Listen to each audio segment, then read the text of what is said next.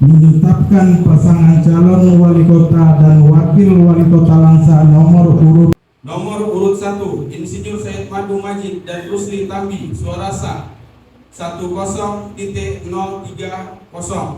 persentase 12,72%. Nomor urut 2 Jeffrey Sentana S. Putra SE dan Muhammad Haikal Alfi Syahrin ST, suara sah 31,916,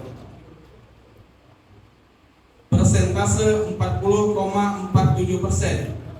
3. Maimul Mahdi Esos MAP dan Nur Zahri ST, suara sah 25,91, persentase 26,11%. 4. Nomor urut 4 Bapak Sofianto dan Abdullah, suara sah 1695, persentase 2,15%.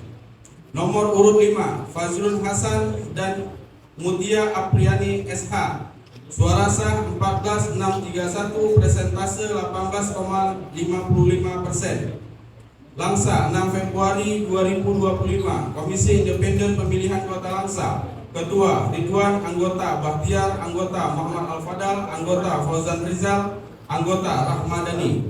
Ditandatangani. menetapkan pasangan calon wali kota dan wakil wali kota Langsa nomor urut 2 Saudara Jeffrey Sentana S. Putra SE calon wali kota dan Saudara M. Haikal Alfi Syahrin ST calon wakil wali kota ditetapkan dan sekaligus sebagai pengumuman pada hari Kamis tanggal 6 bulan Februari tahun 2025 pukul 17.12 waktu Indonesia Barat.